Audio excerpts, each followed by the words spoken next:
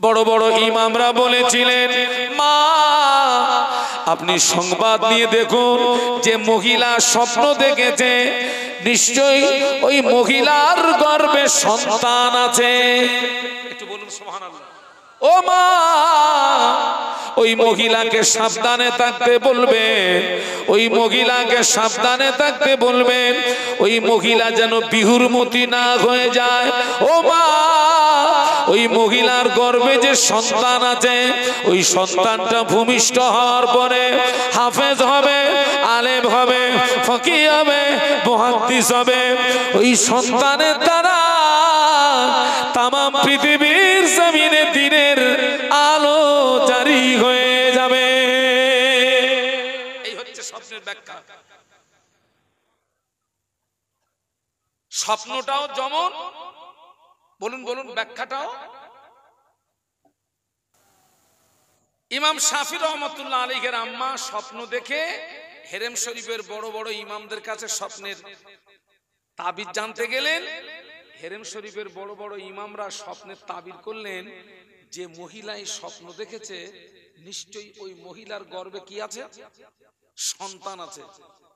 ওই মহিলাকে বলে দেবেন ওই মহিলা যেন বিহুরমতি না হয়ে যায়। ওই মহিলার গর্ভে যে সন্তান আছে, ওই সন্তানটা ভূমিষ্ঠ হওয়ার পরে হাফেজ হবে, আলেম হবে, ফকি হবে, মুহাদ্দিস হবে। ওই সন্তানের দ্বারায় তামাম পৃথিবীর জমিনে দিনের আলো জারি হয়ে যাবে। স্বপ্নটাও যেমন, ব্যাখ্যাটাও। ইমাম শাফি রহমাতুল্লাহ আলাইহির আম্মা জান বাড়ি চলে আসলেন। ইমাম শাফি রহমাতুল্লাহ আলাইহির আম্মা বাড়িতে এসে উযু করলেন, 2 রাকাত শুকরিয়া নামাজ আদায় করলেন। 2 রাকাত শুকরিয়া নামাজ আদায় করে আল্লাহ পাকের দরবারে হাত তুলে কাঁদেন, আল্লাহ পাক আমার স্বপ্ন যেন সফল হয়, আল্লাহ পাক আমার স্বপ্ন যেন পূরণ হয়। একটু বলুন সুবহানাল্লাহ। আজকের আমাদের ভিতর থেকে যে সৎ সন্তানটা আসবে, ইমাম শাফি রহমাতুল্লাহ আলাইহির আম্মা জান স্বপ্নের তাবিজ জেনে খুশি হয়ে 2 রাকাত কিসের নামাজ পড়লেন? শুকরিয়ার নামাজ। আমাদের অধিকাংশ মায়েরা শুকরিয়ার নামাজ দরকার নেই, 5 ওয়াক্ত ফরজ নামাজ পড়ে। তো ওখান থেকে কি আসে? কে মুরব্বি কথা বুঝতে পারছেন না পাচ্ছেন না? আমাদের অধিকাংশ বাপেরা 5 ওয়াক্ত নামাজ পড়ে, ও জমিন থেকে কি আসবে?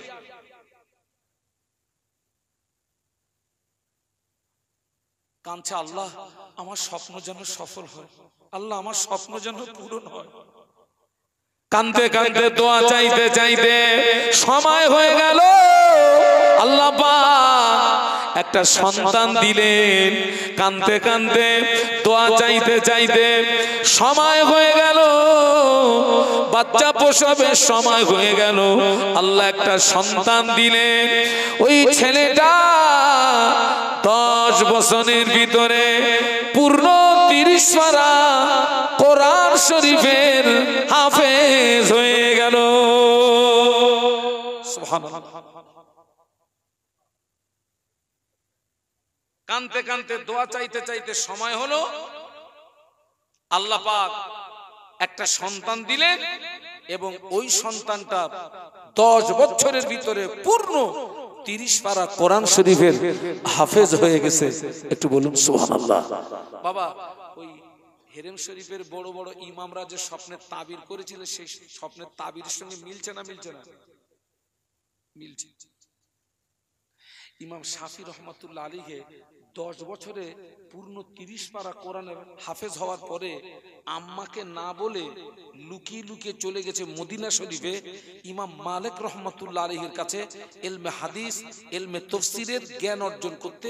ওখান থেকে চলে গেলেন বাগদাদ শরীফে, ওখানে গিয়ে ইলমে ফিকহের জ্ঞান অর্জন করতে চলে গেলেন। ইমাম শাফি রহমাতুল্লাহ আলাইহির ওস্তাদ হচ্ছেন ইমাম মালিক রহমাতুল্লাহ আলাইহি। আম্মাকে না বলে গেছেন, দ্বীনের ইলম অর্জন করতে গেছেন, আম্মাকে না বলে। আম্মাকে না বলে গিয়েছে কেন জানেন? আম্মাকে যদি বলে যান এই এত সাধনার ছেলেকে আম্মা হয়তো দূরে যেতে দেবে না, ওই জন্য না বলে, মা যদি আটকে দেয়, মা যদি আমাকে যেতে না দেয়, আহা, না বলে লুকিয়ে লুকিয়ে মদিনা শরীফে ইমাম মালিক রহমাতুল্লাহ আলাইহির কাছে ইলমে হাদিস, ইলমে তাফসীরের জ্ঞান অর্জন করলেন। ওখান থেকে চলে গেলেন বাগদাদ শরীফে, ওখানে গিয়ে ইলমে ফিকহের জ্ঞান অর্জন করলেন। এই দীর্ঘ সময়ে মায়ের সঙ্গে সন্তানের দেখা নেই। মা নামাজের পাটিতে চলে গেলেন, মা নামাজের পাটিতে চলে গিয়ে আল্লাহ পাকের দরবারে দোয়া চান, আল্লাহ পাক সন্তান আমি পাচ্ছি না, আল্লাহ পাক সন্তান আমি পাচ্ছি না, আমার সন্তান যেখানেই থাক আপনার জমিনে আছে, আল্লাহ পাক আমার সন্তানকে আপনার হাওলা করলাম, তবে আমি মা হয়ে একটা দোয়া চাই, আমার স্বপ্ন যেন সফল হয়, আমি মা হয়ে দোয়া চাই আমার স্বপ্ন যেন পূরণ হয়, আল্লাহ পাক আমার ছেলে যেন আলেম হয়, ফকিহ হয়, মুহাদ্দিস হয়, আমার সন্তানের দ্বারাই যেন তাম পৃথিবীর জমিনে দ্বীনের আলো জারি হয়ে যায়। পিতামাতার দোয়া সন্তানের জন্য কি হয় বলুন? কবুল হয়। আমরা কটা দিন কেঁদেছি বলুন দিনি যে আল্লাহ আমার ছেলে যেন নামাজি হয়, আল্লাহওয়ালা হয়, দিনদার হয়, পরেজগার হয়, মুত্তাকি হয়। এ দোয়া করি আর না করি একটা দোয়া, আল্লাহ ছেলে যেন চাকরি পায়, একটু বসে বসে খাবো। কটা দিন কেঁদেছি যে আল্লাহ আমার ছেলেকে তুমি আলেম বানাও, হাফেজ বানাও, মুহাদ্দিস বানাও, ফকিহ বানাও, দিনদার বানাও, পরেজগার বানাও, মুত্তাকি বানাও।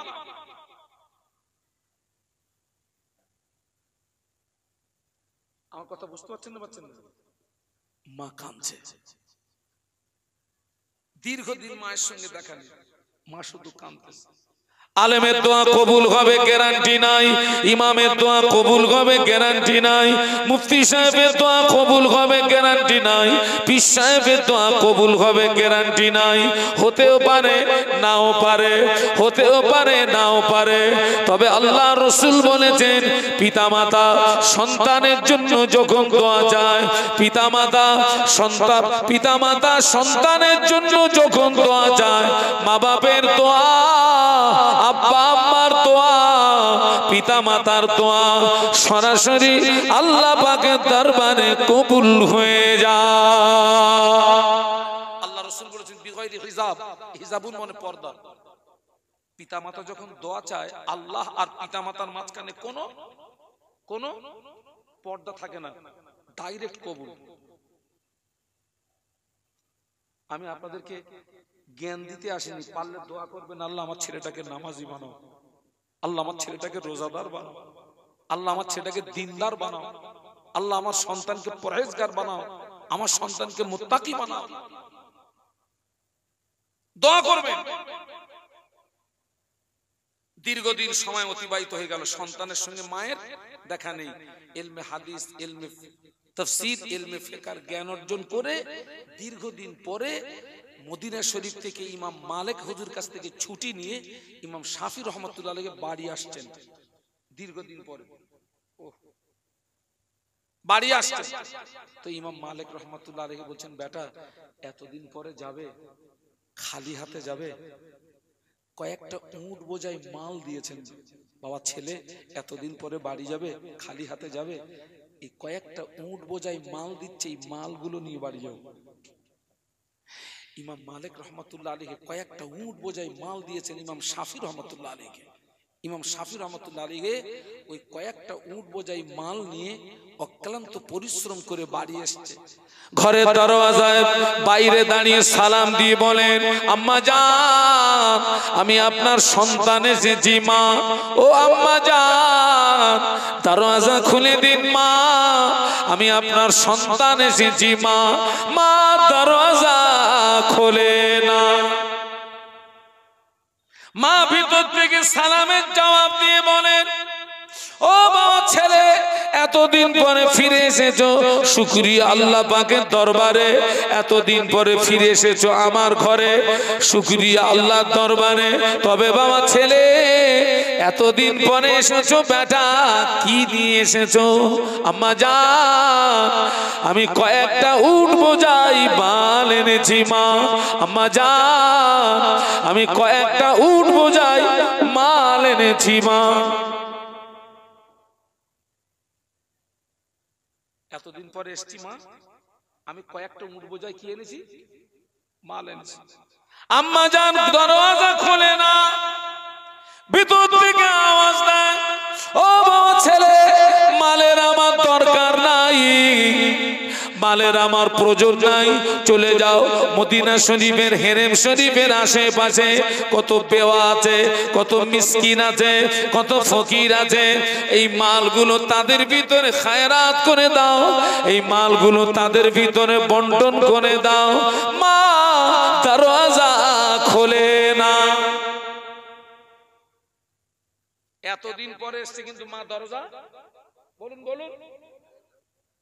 আমাদের ছেলেরা সব অনেক দূরে দারাজে থাকে না, মুম্বাই থাকে, দিল্লি থাকে, মিরাট থাকে, গুজরাট থাকে, সুরাট থাকে।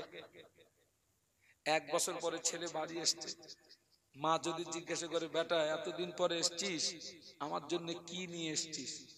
আমাদের ছেলেরা যদি বলে, মা তোমার জন্য একটা ভালো মোবাইল এনেছি মা, আমাদের মায়ের কলিজা ঠান্ডা হবে না? হবে? হ্যাঁ, একটা মোবাইল এনেছি মা। আমাদের মায়েরা মোবাইল চায়। আর ইমাম শাফি বলছে, মা আমি কয়েকটা উট বোঝাই। মা কি বলছে? Go back. ওই মদিনা শরীফের হেরেম শরীফের আশেপাশে কত বেওয়া আছে, মিসকিন আছে, ফকির আছে, এই মালগুলো তাদের ভিতরে খায়রাত করে দাও, বন্টন করে দাও। মালের আমার দরকার নেই। মা দরজা খুলিনি। ইমাম শাফি আবার চলে গেল। মদিনা শরীফের হেরেম শরীফের আশেপাশে গিয়ে কত ফকির, কত মিসকিন, কত বেওয়া, তাদের মাঝখানে মালগুলো খায়রাত করে দিলেন, তাদের ভিতরে মালগুলো বন্টন করে দিলেন। আবার কয়েকদিন অক্লান্ত পরিশ্রম করে আবার মায়ের ঘরের দরওয়াজায় ফিরে বাইরে দাঁড়িয়ে সালাম দিয়ে বলে, মা আমি আপনার সন্তান এসেছি মা, দরওয়াজা খুলে দিন মা। মা ভিতর থেকে সালামের জবাব দিয়ে বলেন, ও বাবা ছেলে, আজকে এসেছো, কি নিয়ে এসেছো বাবা? আম্মা জান, আমি গতদিন এসেছিলাম, কয়েকটা উট বোঝাই মাল এনেছিলাম। আম্মা জান, আজকে আমি মাল আনি না মা, আজকে আমি উট বোঝাই মাল আনি না মা, আজকে আমি আলেম হয়ে, ফকিহ হয়ে, মুহাদ্দিস হয়ে আপনার ঘরের দরজায় ফিরে এসেছি। একটু মহব্বতে বলুন না, জোরে বলেন না। আজকের মাল আনেনি মা,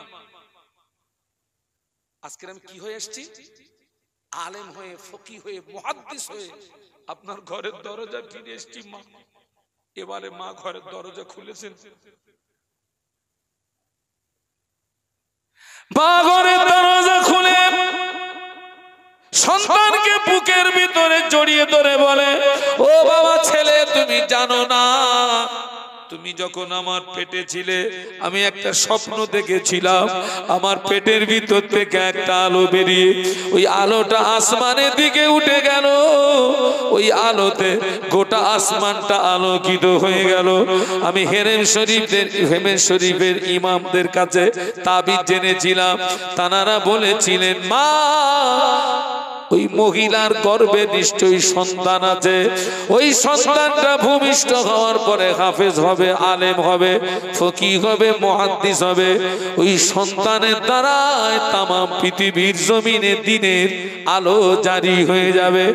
ও বাবা ছেলে, তুমি জানো না, ওই দিন থেকে আমি সব সময় দোয়া করি, আল্লাহ পাক আমার স্বপ্ন যেন সফল হয়, আল্লাহ পাক আমার স্বপ্ন যেন পূরণ হয়, আমার ছেলে যেন হাফেজ হয়, আলেম হয়, ফকিহ হয়, মুহাদ্দিস হয়, আমার সন্তানের দ্বারাই যেন তামাম পৃথিবীর জমিনে দিনের আলো জারি হয়ে যায়।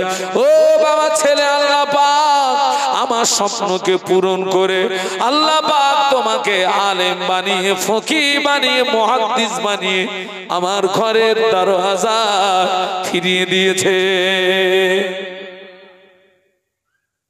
আজকের এই মায়ের অভাব না, সুসন্তানটা যে নেবেন, এই মায়ের অভাব তো, সুসন্তানটা নেবেন সেই বাপের অভাব তো।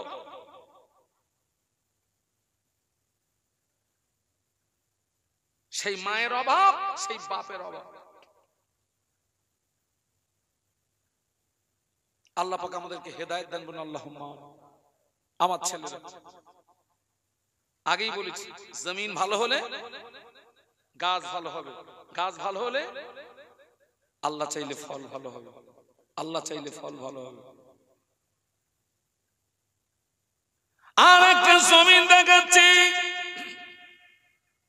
পীরানে পীর দস্তগীর হযরত বড় পীর শায়েখ আব্দুল কাদের জিলানী রহমাতুল্লাহ আলাইহি, হুজুরের আব্বা জানের জীবনটা দেখেন। হুজুরের আব্বা জানের নাম হলো হযরত আবু সালেহ মুসা জঙ্গি রহমাতুল্লাহ আলাইহি। আগে বড় পীর সাহেবের আব্বার নাম কি? আবু সালেহ মুসা জঙ্গি রহমাতুল্লাহ আলাইহি। কয়েকদিন খাওয়া হয়নি, নদীতে ভেসে যাওয়া একটা ফল খেয়েছিলেন না? ওরা মাল আমরা কত হাবিস করেছি, তার ঠিক আছে?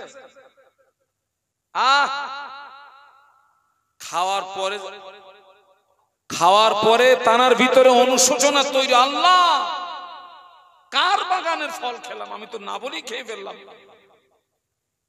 কার বাগানের ফল? নদী স্রোত যেদিকে যাচ্ছিল উনি তার বিপরীত দিকে হাঁটতে শুরু করলেন। এ ফলের বাগানের মালিককে খুঁজতে গেলে বিপরীত দিকেই যেতে হবে। বাগানের মালিকও পেয়ে গেলেন, গিয়ে বললেন, আমি আপনার এই বাগানের ফল নদীতে ভেসে যাচ্ছিল, কয়েকদিন ক্ষুধার্ত ছিলাম, আপনাকে না বলে খেয়ে ফেলেছি, বাবা আমাকে আল্লাহর রাস্তে মাফ করে দেন। বাবা প্রবাদে একটা কথা আছে, মানুষে মানুষ নেনে আর একটা চেনে কসু, কোন নাম আর বলবো না। বাগানের মালিকও মানুষ, আর যিনি গিয়েছেন তিনিও কি বাগানের মালিক। চিন্তা করছে, আল্লাহ এই বাগানের ফল কত মানুষ খেয়েছে,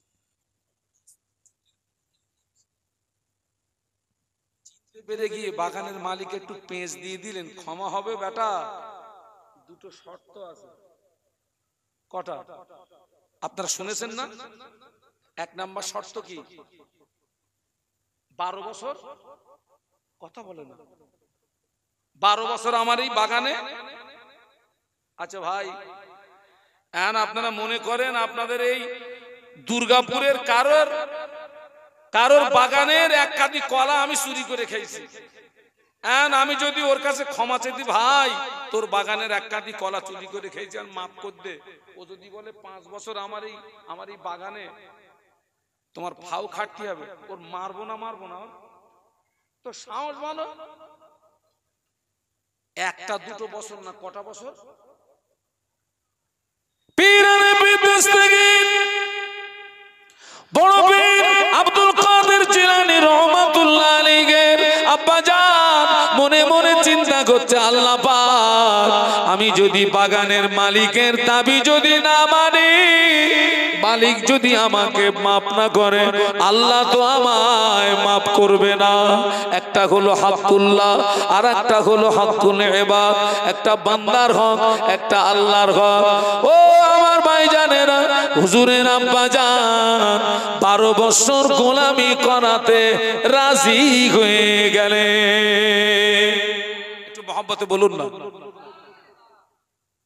12 বছর জায়েদ করে কাটলো, আবার একটা শর্ত কি মনে নেই? আমার এইরকম একটা মেয়ে আছে, কানে শুনতে পায় না, চোখে দেখতে পায় না, হাত দুটো ঠিক নেই, পা দুটো ঠিক নেই, এরম একটা মেয়ের বিয়ে করতে হবে।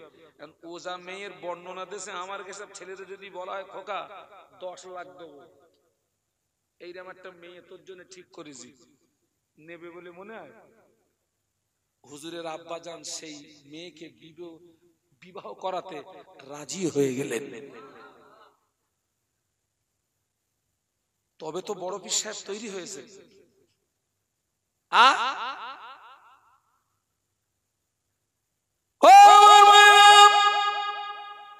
বড় পীর সাহেবের আব্বা জান তিনিও আল্লাহর ওলি, বাপ ওলি, ছেলে ওলি, ফুরফুরা শরীফের মুজাদ্দিদুজ্জামান আল্লাহর ওলি। তানার 5 কলিজার টুকরা, তানারাও আল্লাহর ওলি। জমিন দেখেন, বাপ ওলি, ছেলে ওলি, বাপ ওলি, ছেলে ওলি। আর আমাদের জমিন দেখেন, বাপ মাতাল, ছেলেও মাতাল, বাপ ছাড়া পাটি, ছেলে ডবল ছাড়া পাটি। বাপ নামাজ পড়ে না, ছেলে নামাজ পড়ে না। বাপ শরীয়তের দাঁত দাঁড়ে না, ছেলেও শরীয়তের দাঁত দাঁড়ে না। বাপের চরিত্র ভালো না, ছেলের চরিত্র ভালো না। মা নামাজ পড়ে না, মেয়েও নামাজ পড়ে না। মা পর্দা করে না, মেয়েও পর্দা করে না। মায়ের চরিত্র ভালো না, মেয়েরও চরিত্র ভালো না। ঠিক বলছি না ভুল বলছি?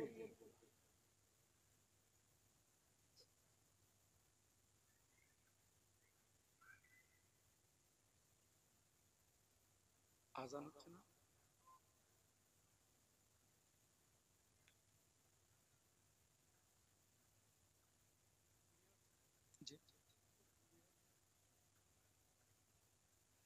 একটু দরুদ শরীফ আল্লাহুম্মা।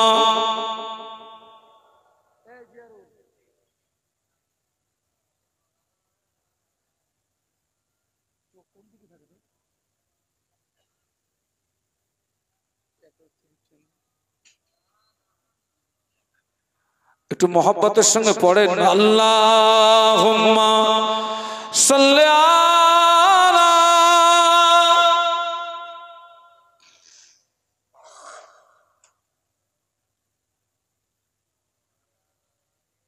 কষ্ট হচ্ছে নাকি আপনার দরুদ শরীফ পড়তে?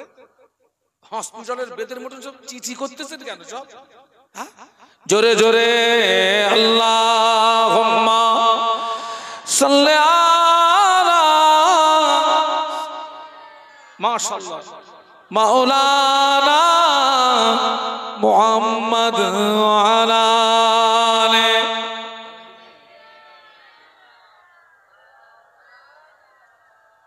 বলুন আল্লাহু আকবার।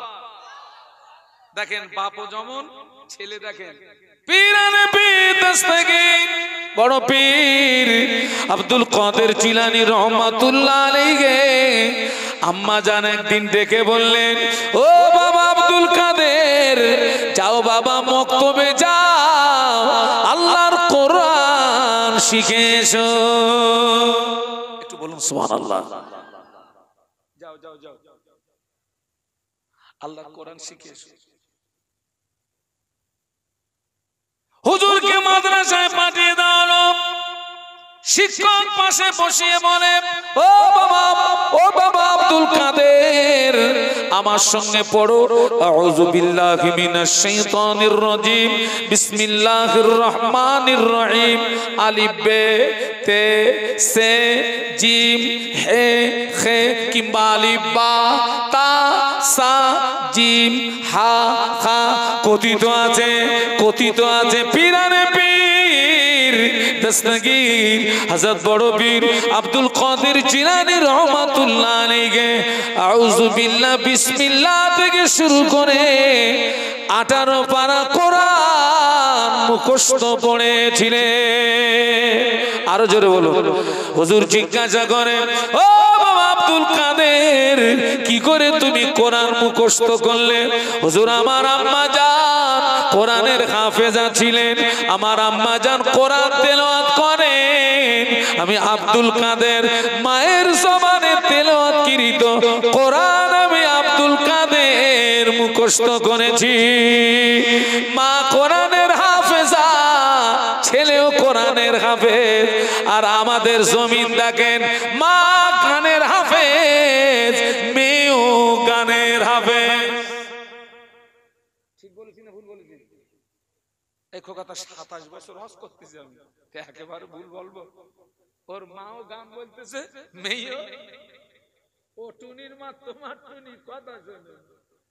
ও যে কবে কথা শুনবে, ও ধরে আমার কাছে আনতে কিরকম ও কথা শোনে না আমার কাছে।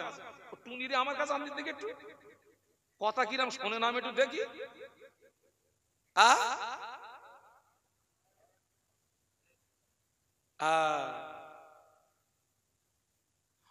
আমার মায়েরা, হুজুরের আম্মা জান বলে বাবা আব্দুল কাদের হুজুরকে এবারে দ্বীনের ইলম অর্জন করার জন্য একটা কাফেলার সঙ্গে বাগদাদ শরীফে পাঠিয়ে দিচ্ছেন দ্বীনের ইলম অর্জন করার জন্য।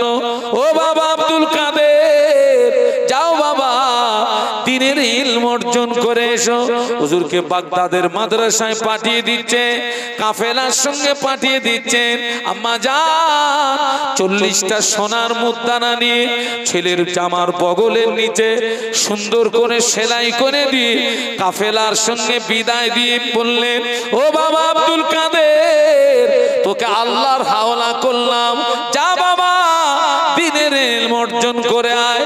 তবে আমি তোর মা বিদায় বেলা একটা আদেশ করছি বাবা, জীবনে জানো মিথ্যা কথা বলবি না। সুবহানাল্লাহ বলুন।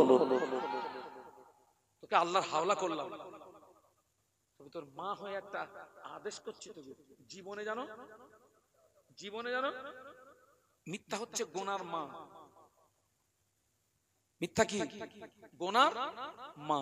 যেমন সূরা ফাতিহাকে বলা হয় উম্মুল কোরআন, কোরআনের জননী। সূরা ফাতিহাকে কি বলা হয়? কোরআনের জননী, উম্মুল কোরআন। বাবা শেষ বড় পীর সাহেবের জমানায় তো এরকম রাস্তাঘাট গাড়ি ঘোড়া তো এসব ব্যবস্থা তখন তো ছিল না। পায়ে হেঁটে কত পাহাড় পর্বত জঙ্গল, তার ভিতর দিয়ে রাস্তা। দস্যু ডাকাতের ভয় ছিল, ওই জন্য কেউ একা একা যেত না, একটা দল করে কাফেলা করে যেত। সেই বাগদাদের একটা কাফেলার সঙ্গে হুজুরকে ছেড়ে দেওয়া হলো। আম্মা হাওলা করে, যাও আল্লাহর হাওলা করে দিলাম বেটা, আমি তোর মা হয়ে তোকে আল্লাহর হাওলা করে দিলাম, তবে একটা আদেশ করছি বেটা, জীবনে যেন মিথ্যা কথা বলবি না। সেই কাফেলা প্রতিমধ্যে দস্যুদের কবলে পড়ে গেল। বড় বিশ্বাস হুজুরের সঙ্গী সাথী যারা ছিল তাদের টোটাল টাকা পয়সা সামান সব দস্যুরা ছিনিয়ে নিয়েছে। তাদের ভিতর থেকে একজন বড় বিশ্বাস করতে, এই ছেলে, তোর কাছে কিছু আছে? হুজুর বলেছিলেন, ও আল্লাহর বান্দা, আমার কাছে 40টা সোনার মুদ্রা আছে। এটা সুবহানাল্লাহ বলতে পারলেন না? ডাকাতের দলেরা মনে করছে, মনে হয় ছেলেটা ঠাট্টা করতেছে, মনে হয় অতটা গুরুত্ব দেয়নি। দলের ভিতর থেকে আর একজনও জিজ্ঞাসা করছে, বেটা তোর কাছে কিছু আছে? একই কথা, আমার কাছে 40টা সোনার মুদ্রা আছে। হুজুর মিথ্যা বলছেন না সত্য বলছেন? কিন্তু ওই জায়গাটায় সত্য বলছে মানে শত্রুরা মনে করছে দুজনের যখন একই হচ্ছে, তখন দস্যুদের যে লিডার, বড় বিশ্বাস করে গেছে, বেটা তোর কাছে কিছু আছে? একই কথা বললেন, ও আল্লাহর বান্দা, আমার কাছে 40টা সোনার মুদ্রা আছে। কোথায়? হুজুর হাতটা উঁচু করলেন, এই দেখেন আমার বগলের নিচে। দস্যুদের লিডার হাত দিয়ে দেখে, সত্যি সত্যি বগলের নিচে 40টা সোনার মুদ্রা। দস্যুদের লিডার বলে, ও বাবা ছেলে, তুমি জানো আমরা দস্যু, তুমি জানো আমরা ডাকাত, তোমার সাথীদের মাল সম্পদ সব লুট করলাম, কেন তুমি গোপন করলে না? কেন তুমি ছুপালে না? কেন তুমি গোপন করলে না? পিরানে পীর দস্তগীর হযরত বড় পীর আব্দুল কাদের জিলানী রহমাতুল্লাহ আলাইহি বলেছিলেন, ও আল্লাহর বান্দা, আমি জানি আপনারা দস্যু, আমি দেখছি আপনারা লুট করছেন, কিন্তু আমি আমার আম্মা জানের আদেশ অমান্য করতে পারলাম না।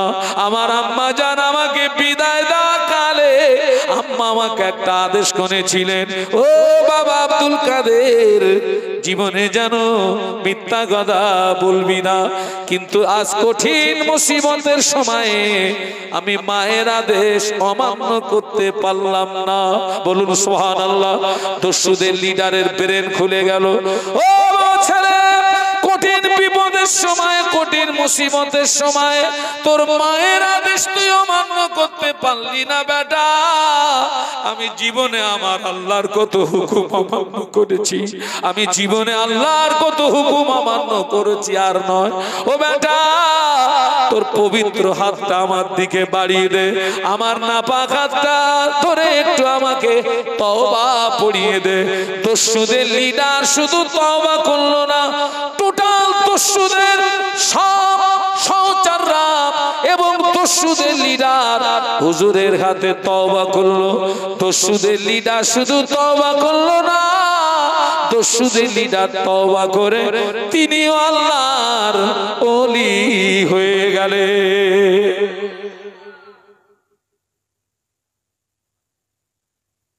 মায়ের আদেশ জীবনে যেন মিথ্যা কথা বলবি না। আজকে আমরা শত শত মিথ্যা কথা বলি না। আমার কাছে ফোন করেছে, হুজুর কোথায়? আমার ছেলে বসে রয়েছে, মেয়ের বসে রয়েছে, আমি রয়েছি বাড়ি, প্রতিদিন আমি 7 দোকান। সবচেয়ে বেশি মিথ্যা কথা হয় কিসে?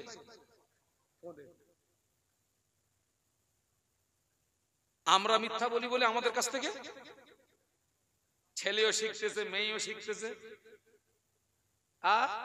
ছেলেও শিখতেছে, মেয়েও শিখতেছে। আজকের কথা বলছি।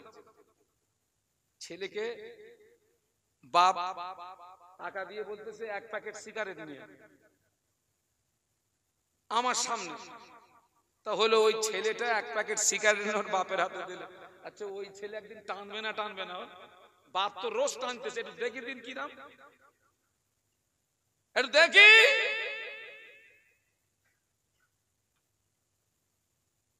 হ্যাঁ, আর একটা জমিন দেখেন,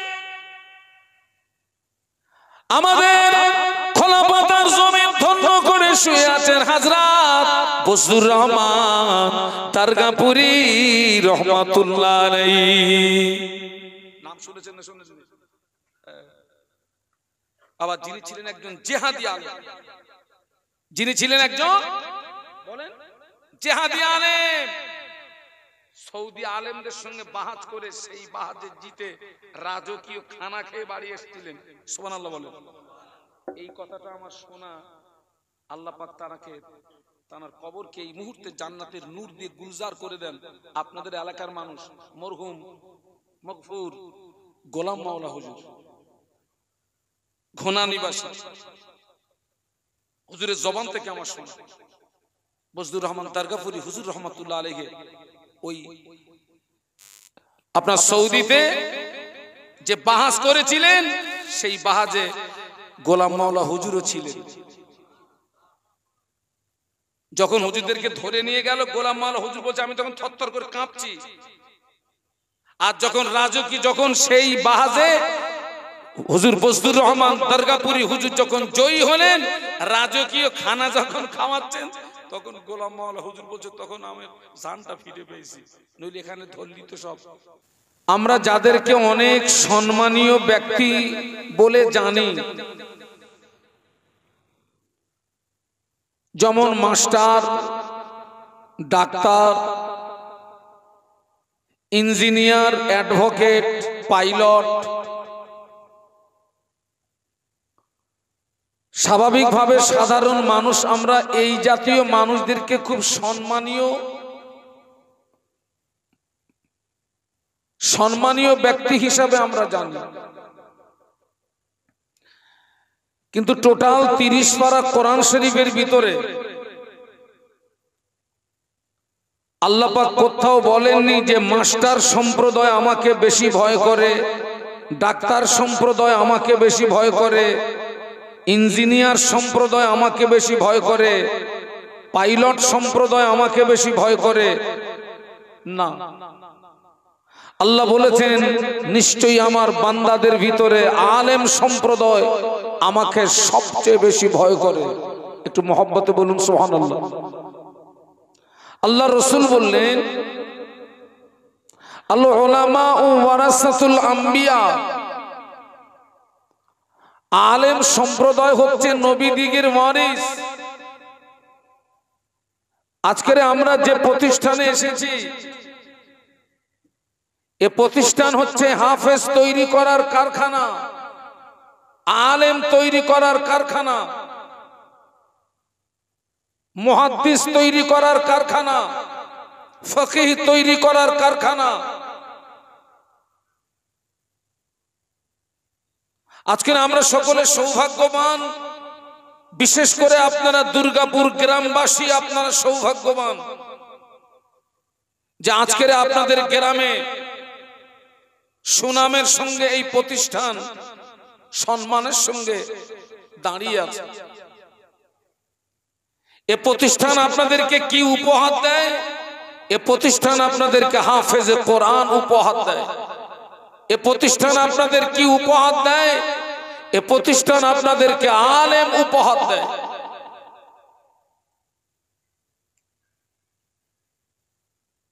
একজন হাক্কানি আলেমের কত দাম জানেন? একজন হাক্কানি হাফেজে কোরআনের কত দাম জানেন?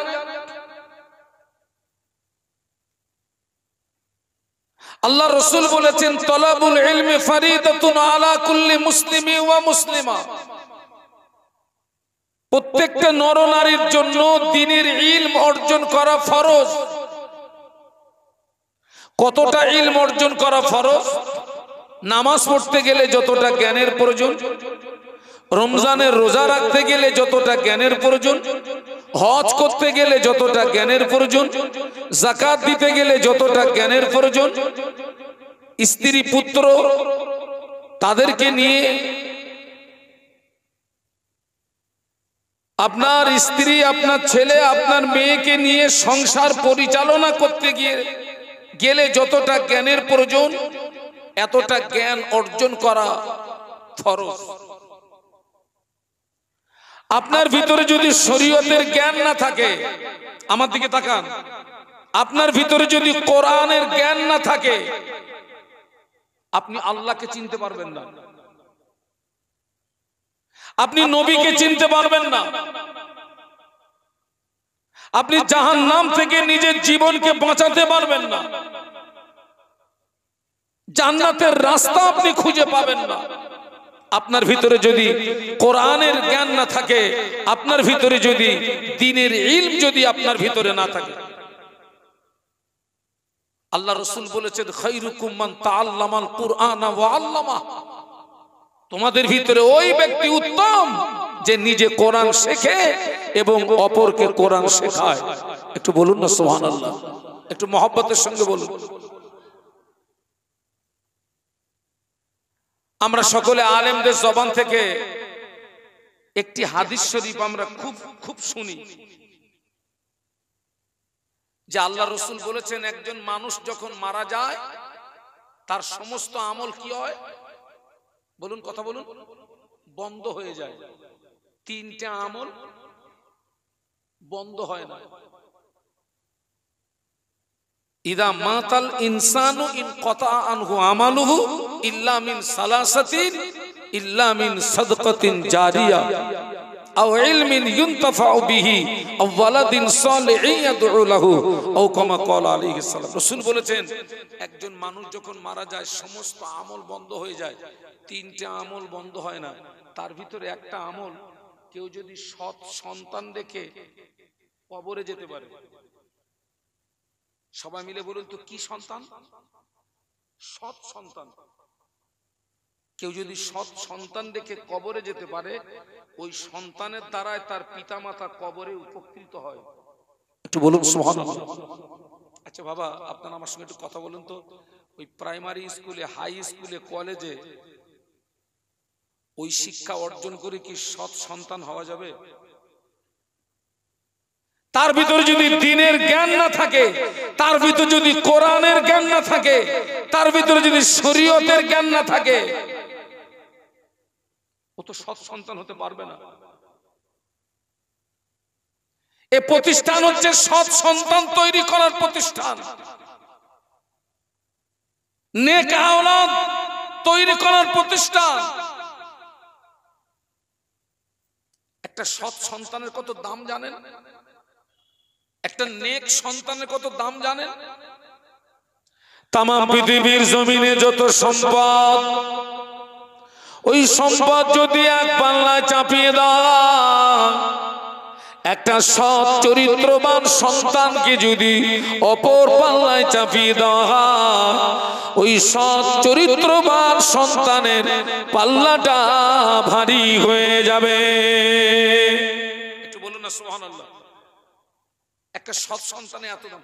তাম পৃথিবীর জমিনে যত সম্পদ, ওই সম্পদকে আপনি এক পাল্লায় দেন, আর একটা সৎ চরিত্রবান সন্তানকে আপনি অপর পাল্লায় দেন, তাম পৃথিবীর সম্পদের পাল্লাটা হালকা হয়ে যাবে, সৎ চরিত্রবান সন্তানের পাল্লাটা ভারী হয়ে যাবে। একটু মহব্বতে বলুন।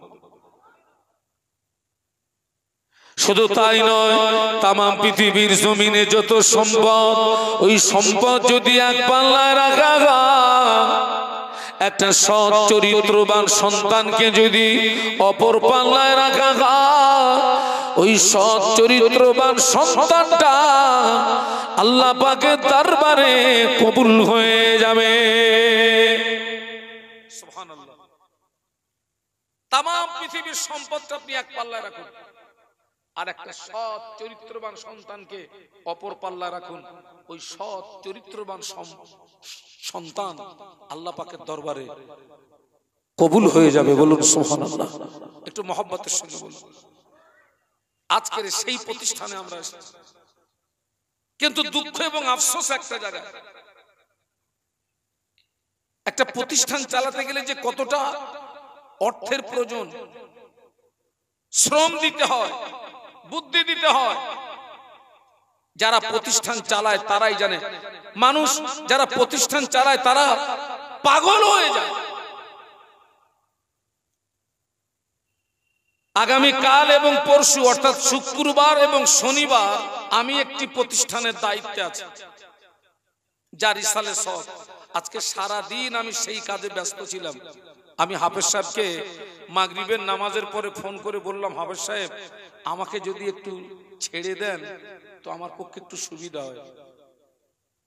আমার টাইম তো 6টা থেকে 8টা, তো এখন তো সন্ধ্যার সময় কাউকে দিয়ে ওই সময়টা একটু চালিয়ে নেন, আমার না গেলে ভালো হয়।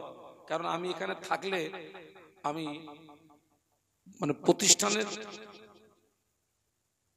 আপনার প্রতিষ্ঠান অনেকটা অর্থ পাবে।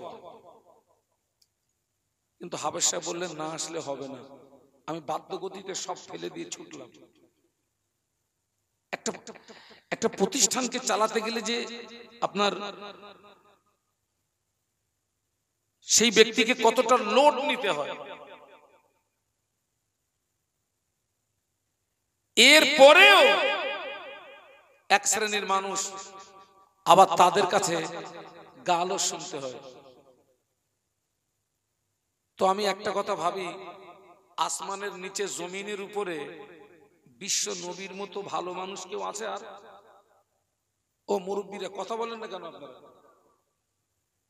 সেই বিশ্ব নবীর মতো মানুষকেও মানুষ গালি দিয়েছে না দেয়নি? মেরেছে না মারিনি? পাথর দিয়ে আঘাত করেছে না করিনি? আমি ভাবি নবী আনা কাজ করব, গাল শুনবো না। নবী আনা কাজ করব, মার খাবো না। নবী আনা কাজ করব, আমাকে শ্রম দিতে হবে না, এটা তো হবে না।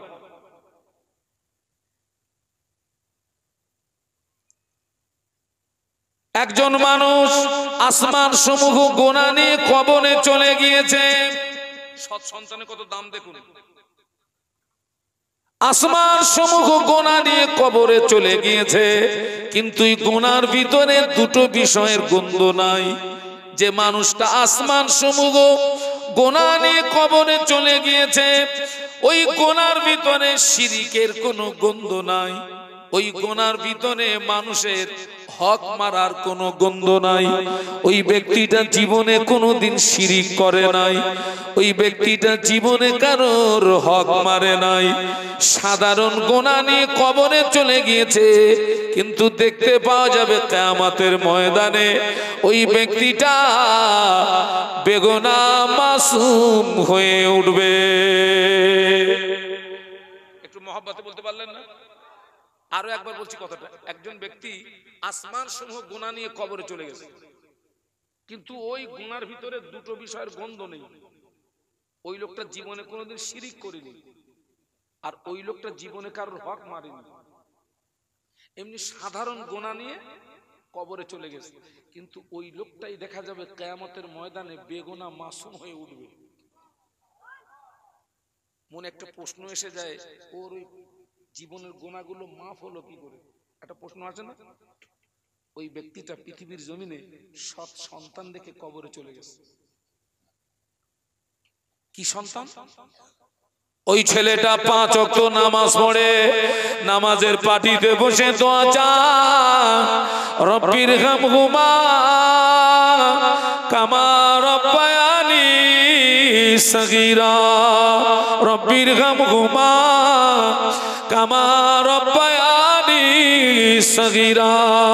আল্লাহ নবী বলেছেন, সৎ সন্তান ছেলে কিংবা মেয়ে পিতা মাতার জন্য যখন দোয়া চায়, ওই সৎ সন্তানের চোখের পানি নাকের ডগায় আসার আগে আল্লাহ পাকের রহমতের দরিয়ায় জোশ মেরে যায়। আল্লাহ পাক ওই সৎ সন্তানের চোখের পানি কবুল করে আমার আল্লাহ ওর আব্বা আম্মার জীবনের গুনাহ মাফ করে দেয়। একটু মহব্বতে বলা যাবে না? আপনারা একটু আগিয়ে আগিয়ে আসেন না। ও মুরব্বীরা আগিয়ে আসেন, কি জ্বালায় পড়েছে আজ? অত দূরে চলে গেছেন কেন? সব কাছাকাছি আসেন। এই যুবকরা, তোরা মাহফিলে আসেন, কাছাকাছি আসেন। জবান খুলে একটু জিকির, লা ইলাহা ইল্লাল্লাহ। জবান খুলে, জবান খুলে। এই ছেলেরা জবান খুলে পড়ো, লা ইলাহা ইল্লাল্লাহ। মাশাআল্লাহ মাশাআল্লাহ। হ্যাঁ, লা ইলাহা ইল্লাল্লাহ মুহাম্মাদুর রাসূলুল্লাহ। আল্লাহুম্মা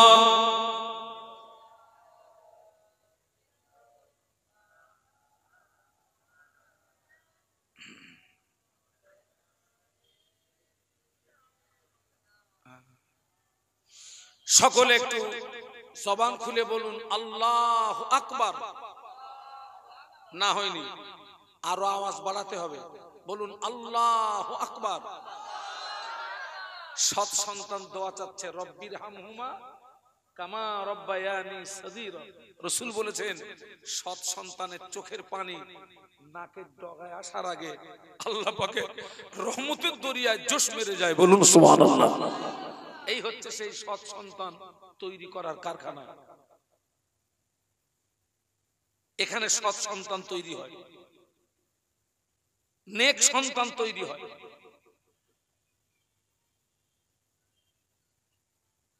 আর এই সৎ সন্তান তৈরি করতে গেলে আর একটা জিনিস কাজ করতে হবে, জমিনটা ভালো করতে হবে। জমিন যদি ভালো হয়, গাছ, কথা বলে, গাছ যদি ভালো হয়, ফল।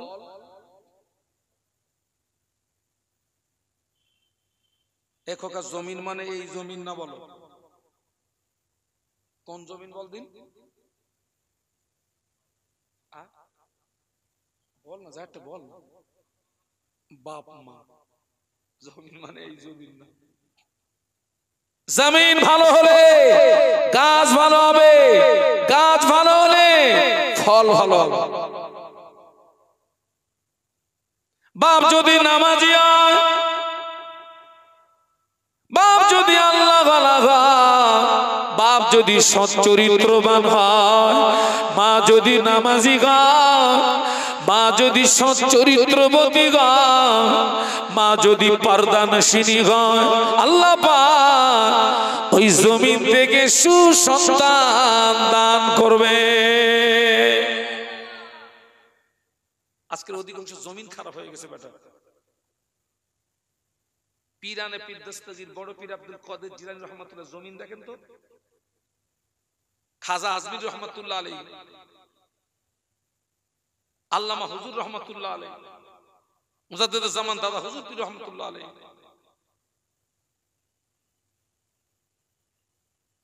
ও আমার মায়েরা, চার ইমামের এক ইমাম ইমাম শাফি রহমাতুল্লাহ আলাইহি, ইমাম শাফি রহমাতুল্লাহ আলাইহি আম্মা জান একদিন খ্বাব দেখে ফেললেন, স্বপ্ন দেখে ফেললেন, ওনার পেটের ভিতর থেকে একটা আলো বেরিয়ে ওই আলোটা আসমানের দিকে উঠে গেল। ওই আলোতে গোটা আসমানটা আলোকিত হয়ে গেল। ইমাম শাফি রহমাতুল্লাহ আলাইহি বাবা, মযহাব হচ্ছে চারটি মযহাব, হানফি, শাফি, মালিকি, হাম্বলি।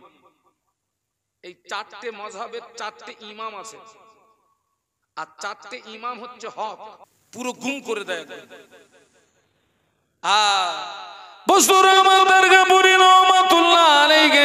হুজুরের বয়স তখন 7 বছর।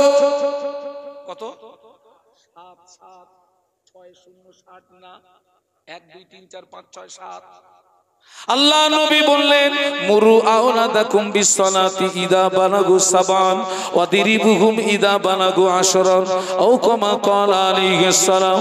আল্লাহ নবী বললেন, তোমার ছেলে মেয়ের বয়স যখন হবে 7, তোমার ছেলে মেয়ের বয়স যখন হবে 7, ওদের নামাজের কথা বলো। ছেলে নামাজ পড়ো, মেয়ে নামাজ পড়ো, ছেলে নামাজ পড়ো, মেয়ে নামাজ পড়ো। 7 থেকে 10 পর্যন্ত মুখে মুখে বলো। 10 অতিক্রম হয়ে গেলে ছেলে যদি নামাজ না পড়ে, মেয়ে যদি নামাজ না পড়ে, আল্লাহ নবী বললেন অদিরিবুহুম, তুমি তাকে মারো। ছেলে মেয়ের বয়স যখন 7 হবে, আল্লাহ রাসূল বলছে তুমি ওকে নামাজের কথা বলো। আবার ছেলেদের বাপ বলা যায় না? যায় না? যায় না? বাপ নামাজটা পড় বাপ। মেয়েরে মা বলা যায় না? যায় না? মা নামাজটা পড় মা। 7 থেকে 10 পর্যন্ত রাসূলুল্লাহ মুখে মুখে বলতে বলেছেন। 10 অতিক্রম হয়ে গেলে ছেলে মেয়ে নামাজ না পড়লে রাসূল বলেছেন ওয়াদরিবহুম, আমরের সিগা, তুমি ওকে মারো, মারো। হুজুরের বয়স তখন 7 বছর। হুজুর গ্রামের ছেলেদের সঙ্গে মাঠে খেলাধুলা করতে গিয়েছেন। গ্রামের ছেলেদের সঙ্গে মাঠে খেলাধুলা করতে গিয়েছেন। খেলাধুলা করে যখন বাড়ি এসছেন, তখন সূর্যটা পশ্চিম দিকে অনেকটা ঢলে গেছে। বাবা কত বুঝতে পারছেন না? পারছেন না? সূর্য তখন পশ্চিম দিকে অনেকটা ঢলে গেছে। হুজুর বাড়িতে এসেই বলছেন আম্মা ভাত দেন। আমাদের ছেলে মেয়েদের এমনি খুঁজে পাওয়া যায় না, কিন্তু খাওয়ার সময় জমিদার হাজির না। হুজুর এসেই বলছে আম্মা ভাত দেন। আম্মা জান বলেছিলেন, ও বাবা বসুর আমার, জোহরের নামাজটা কি পড়ছো? জোহরের নামাজটা কি পড়ছো? না আম্মা, জোহরের নামাজ আমার পড়া হয় না। আম্মা জান বলেছিলেন, ও বাবা বসুর আমার, তুমি কি জানো না তোমার মা কোনো বেনামাজিকে ভাত দেয় না? একটু বলুন আল্লাহু আকবার। আমরা এতটুকু তম্বি ছেলে মেয়েকে করি, এতটুকু কথা কি জিজ্ঞাসা করি যে তুই নামাজ পড়েছিস? করি করি।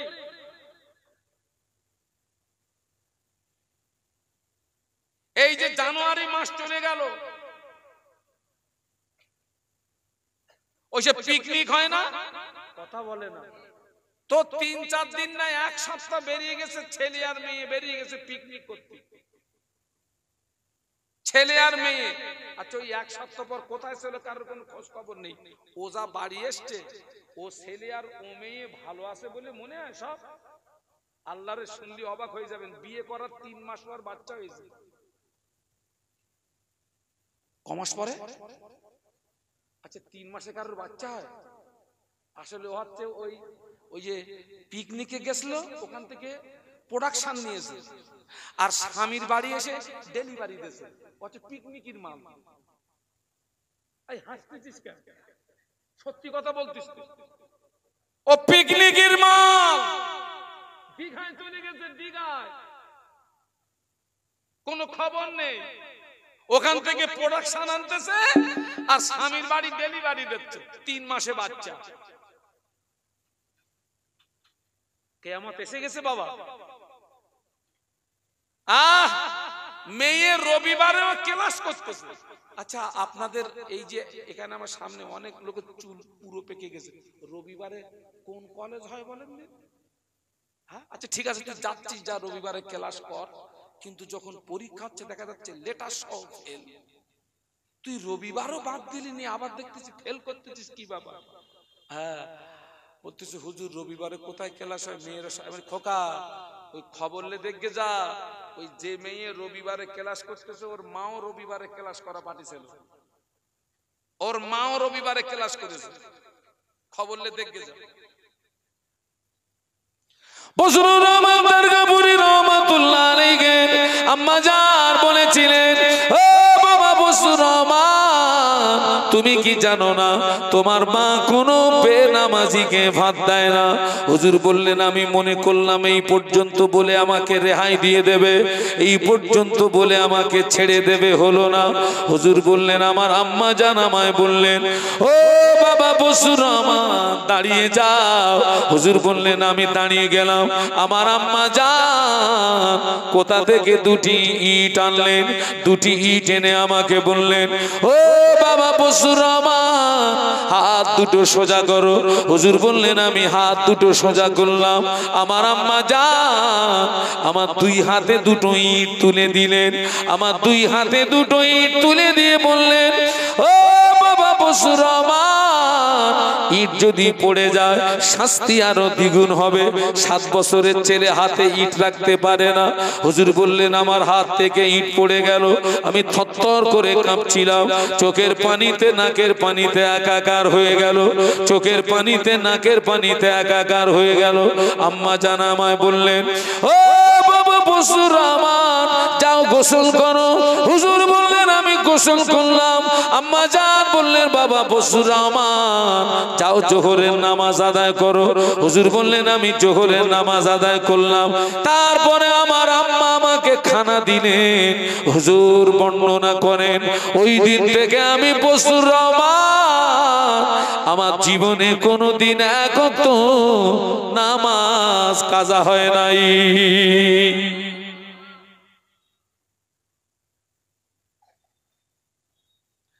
আপনি বলবেন 7 বছরের ছেলের হাতে ইট তুলে দিয়ে মা অত্যাচার করেছে।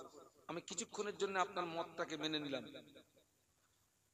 2টো ইট তুলে যদি অত্যাচারও হয়ে থাকে, ওই 5 মিনিটের অত্যাচারে ওই ছেলেটার জন্য কোটি কোটি বছরের জাহান্নামের আগুনটা আরাম হয়ে গেছে। আমরা তো ছেলে মেয়েকে জাহান্নামের দিকে ঠেলে দিই, ওই দিকে যা, ওই দিকে যা। বাপ আপনি ভালো হন, মা আপনি ভালো হন, আল্লাহ চাইলে সন্তান আর একটা সুসন্তান যদি আপনি তৈরি করতে পারেন, আপনার নসিবটা বুলন্দ হয়ে গেল। এই ছেলেরা আমার দিকে তাকাও, আমি এখানে ওয়াজ করছি, এই সওয়াব পাবে আগে আমার আব্বা মা। কবরে শুয়ে শুয়ে আমার মা সওয়াব পাবে, আমার আব্বা সওয়াব পাবে। আমি কোরআন তেলাওয়াত করব, আগে আমার আব্বা মা সওয়াব পাবে। আমি তাসবিহ তেলাওয়াত করব, আগে আমার আব্বা মা সওয়াব পাবে। আমি জিকির করব, আগে আমার আব্বা মা সওয়াব পাবে। আমি দান করব, আগে আমার আব্বা মা সওয়াব পাবে। একটু সুবহানাল্লাহ বলবেন না? সৎ সন্তান।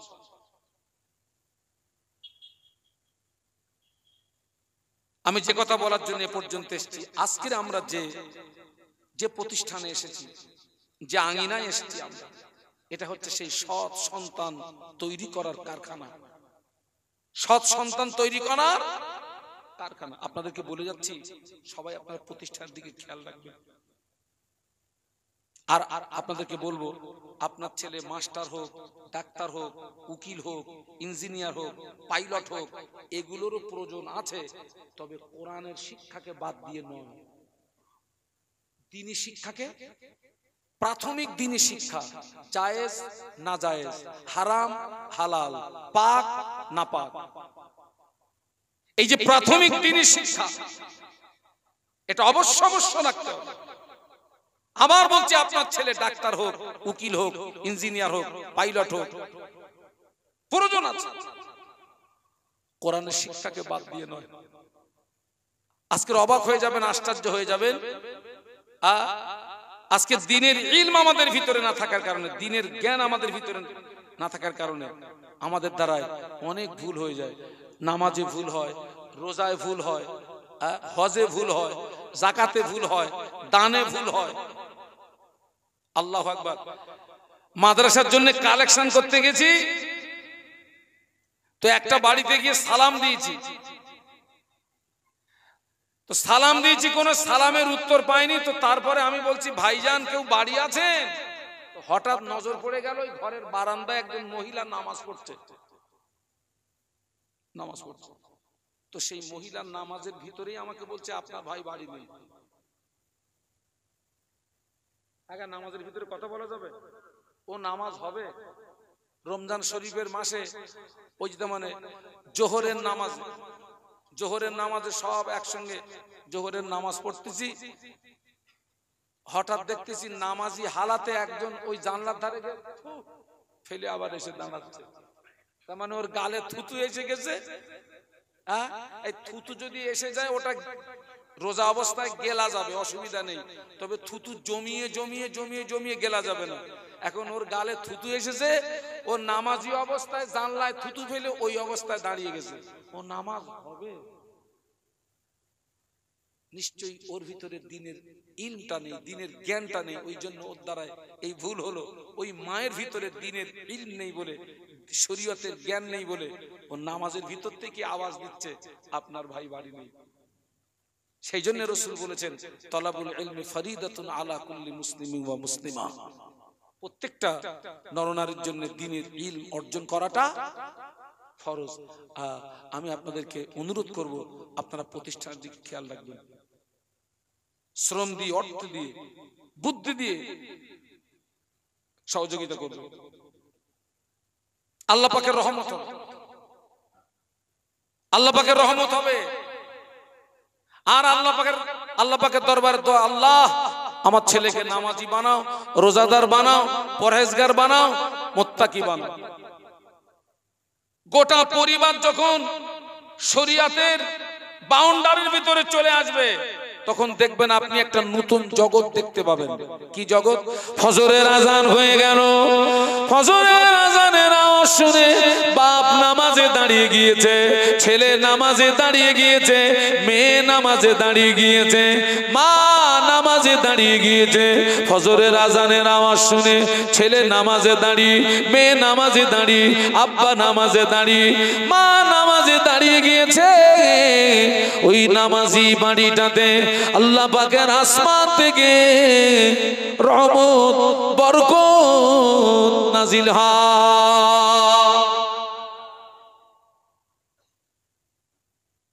ও আমার ভাইয়া, আগে অনেক বাড়ি থেকে ফজরের নামাজের পরে কোরআন তেলাওয়াতের আওয়াজ শুনতে পাওয়া যেত, অনেক বাড়ি থেকে মাগরিবের নামাজের পরে কোরআন তেলাওয়াতের আওয়াজ শুনতে পাওয়া যেত। এখন খুব একটা কোরআন তেলাওয়াতের আওয়াজ পাওয়া যায় না।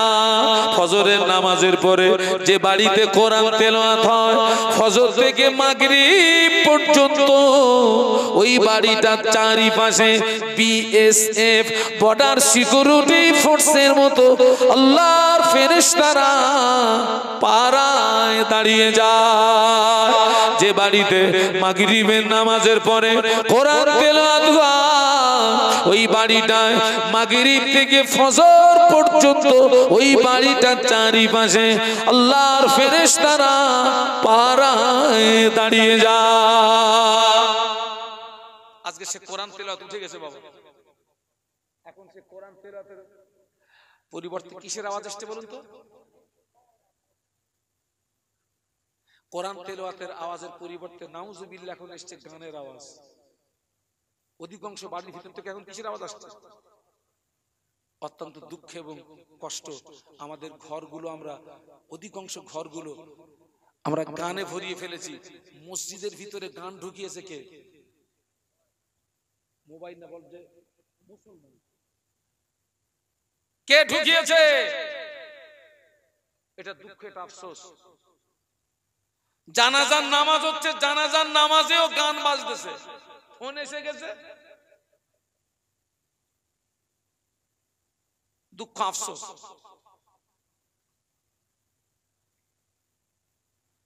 সেজন্য আমি অনুরোধ করবো আপনারা প্রতিষ্ঠান থেকে খেয়াল রাখবেন। আপনারা নিশ্চয়ই জানেন ইউপি উত্তরপ্রদেশ হাজার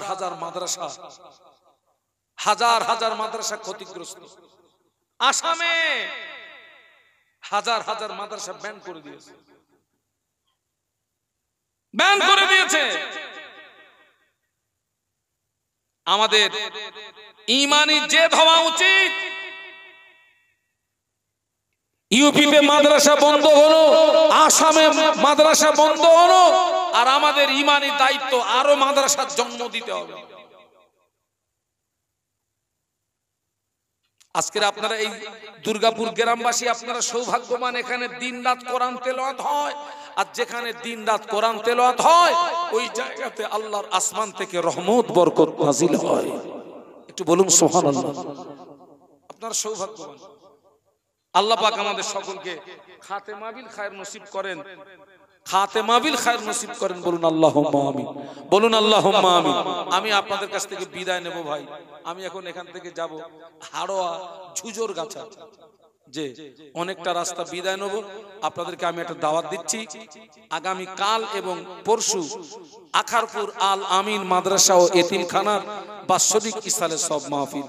আগামী কাল এবং পরশু আপনার শনিবারে আমাদের শেষ দিনে বাদ মাগরিব জিকিরের মজলিস পরিচালনা করবেন আলহাজ হযরত মাওলানা ইয়াকুব আলী সাহেব, ডিরেক্টর ভবানীপুর মাদ্রাসা। এবং দ্বিতীয় দিনে আমাদের প্রধান অতিথি হিসাবে থাকবে ফুরফুরা শরীফের